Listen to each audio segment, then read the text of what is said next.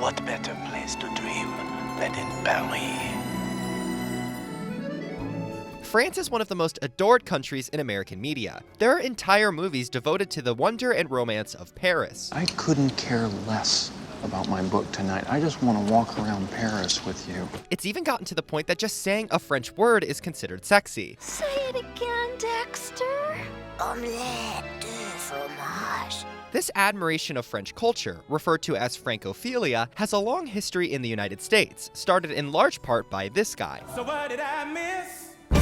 Thomas Jefferson, along with other American elites, embraced French art, cuisine, and politics, and an appreciation of French culture became associated with taste and class. But America's obsession with France is about much more than just enjoying French culture. This obsession is full of elitism, and to some, it's antithetical to the American way of life. So let's take a look at the movies and TV that explain this phenomenon. But of course, we'll make sure to keep it classy. Not classy.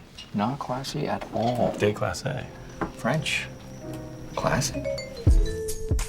Obsessing over France is not strictly an American phenomenon. Countries around the world idolize French culture. France's global allure even got me interested. I was supposed to take a trip to Paris in March of 2020, but my flight got canceled for some reason, so unfortunately I have no idea what France is actually like. I'm just left with a lifetime of stereotypes of what it means to be French. I think you know what I'm talking about. It's not cool.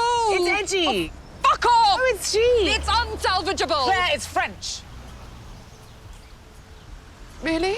The Francophilia from centuries past has lived on to the present day and has embedded itself into all kinds of television and movies, sometimes as a passing comment and other times as the entire premise of a show. One of the early pioneers of American portrayals of France in mass media was filmmaker Ernst Lubitsch, whose films often took place in Paris, but like most movies at the time were filmed on sound stages in Hollywood. His signature Lubitsch touch added an elegance and sophistication to his portrayals of Paris, and he didn't necessarily base his style on reality. As he famously said, "I've been to Paris, Hollywood, and Paris, France, and Paris, Hollywood is better." Lubitsch perpetuated the chic aesthetic of Paris, and that tradition continued throughout the golden age of Hollywood. Even as the Hollywood studio system declined in the 60s and 70s, films coming out of the French New Wave deeply influenced American directors like Martin Scorsese and Warren Beatty. These French movies challenged Hollywood filmmaking and narrative techniques. Instead of the by-the-book shootouts at the end of Hollywood gangster movies, French crime movies like Breathless don't have shootouts at all. These French films brought a stylization to cinema that, unsurprisingly, American filmmakers became obsessed with. So it only makes sense that American media created characters who want to be French, or at least attempt to grasp French culture. My French is pretty good, so I can order for both of us. If you like. American movies are full of French wannabes. In Goodfellas, Henry Hill shows a group of girls his expensive and tacky apartment, and one of them smells his girlfriend's perfume. French. This is honestly hilarious. She's pretending she can tell a perfume is from France just by smelling it, as if she's some kind of geographic perfume expert. This moment reveals another core idea in America's obsession with France. We want to seem classy. Bonjour, Jean. Oh, look at you. But as Americans, we're often just posing. We'll have the sonde.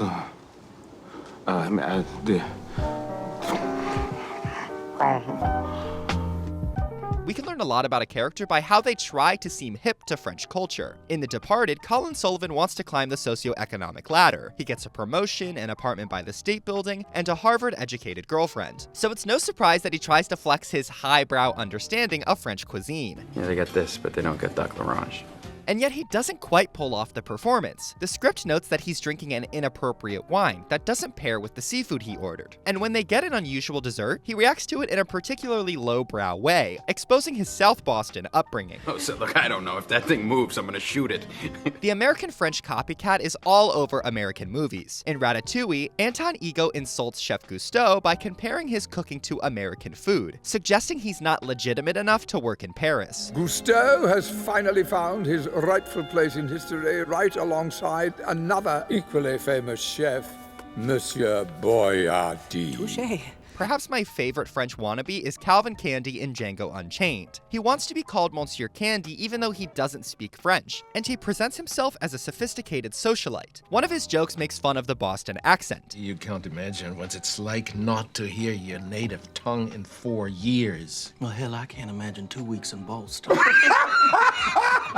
This joke is at the expense of the supposedly less civilized Americans up north. But the irony of Calvin Candy's persona is that, in reality, he's the uncivilized one. Unlike the people in Boston, he owns slaves. There's a clear disconnect between his classy performance and his participation in the barbaric institution of slavery. And that disconnect between classy perception and unclassy reality is so well understood that it's even become a meme. You may be familiar with this screenshot of Calvin Candy laughing at his own clever but hypocritical joke. It has spawned memes like this one. The memes usually describe a childish act, like tapping someone on their left shoulder but being on the right, and juxtaposes that childishness with a sophisticated chuckle and a glass of wine. The joke is that the action isn't classy at all. It's actually immature, and it's funny to imagine someone feeling clever or high class when they're actually doing something dumb. I think this meme perfectly captures the essence of Americans trying to be French. In a way, we're in on the joke. We understand the desire to be French, and we laugh at our failure to do it. America isn't unique in its love of French culture. Many countries from Russia to Japan have their own histories of Francophilia. But what makes America's obsession unique is how Francophilia is seemingly antithetical to the American way of life. America is not known for its classiness. It's known for being loud, big portioned, and over the top. This contradiction exposes the other side of America's obsession with France. Not everybody in America wants to seem French. On the contrary, some Americans have a problem with France. I'm talking about a little place called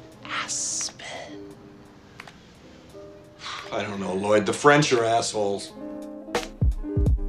To some Americans, France represents romance, culture, and high class. But to others, the same place represents snobbery, elitism, and cowardice. The musical Hamilton shows how Thomas Jefferson's love of French culture made him seem out of touch, and he received criticism for staying in France instead of fighting in the American Revolution. So in the same way that a love of France shows a character wants to seem classy, a love of France can also show a character may be removed from working class America, like when an MIT professor visits a bar in South Boston. Can I get you a beer?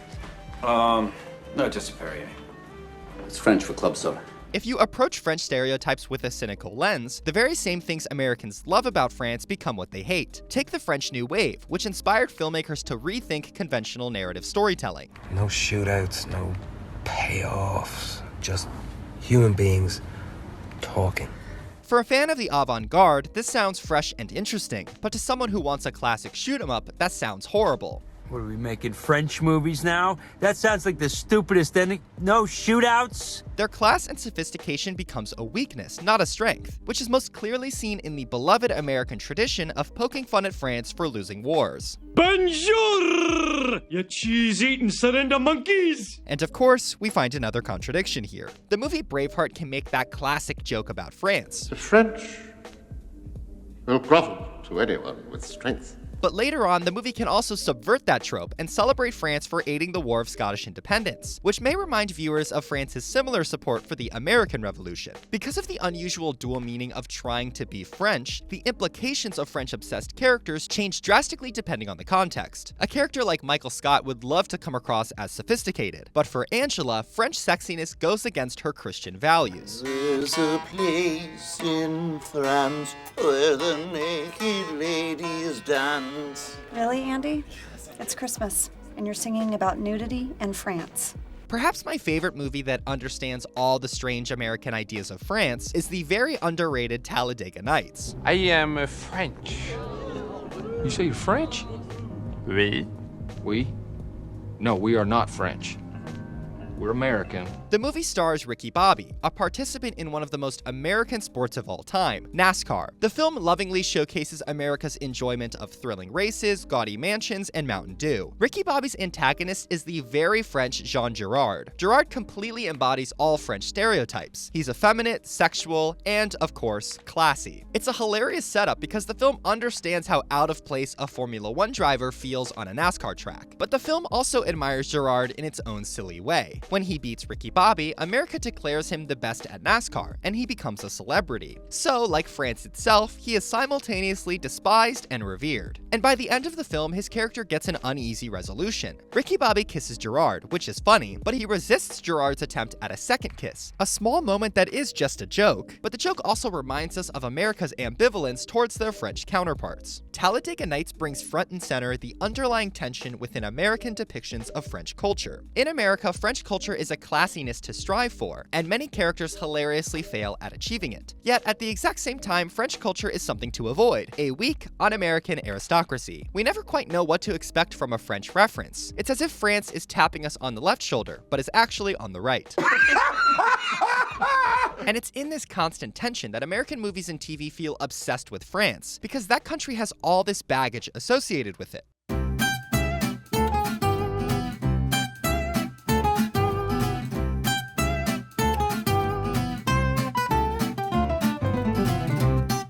At this point, America's obsession has mutated into something far removed from actual present-day France. France isn't just rich elite socialites drinking expensive wine. It's a diverse metropolis with people from all walks of life. Americans are not in love with Paris. We are in love with the idea of Paris. It's embedded in our DNA. What's one of the most famous American movie quotes of all time? We'll always have Paris.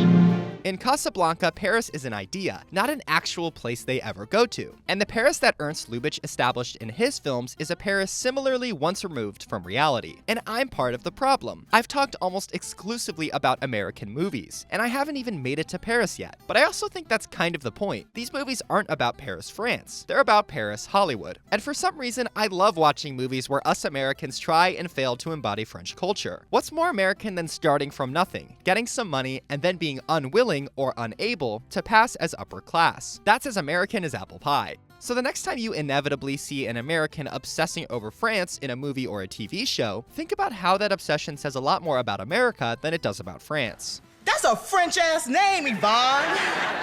Yeah, my little croissant, little cheese on my croissant, yeah. In reality, the classiest thing you can do is click the subscribe button, or support Now You See It on Patreon.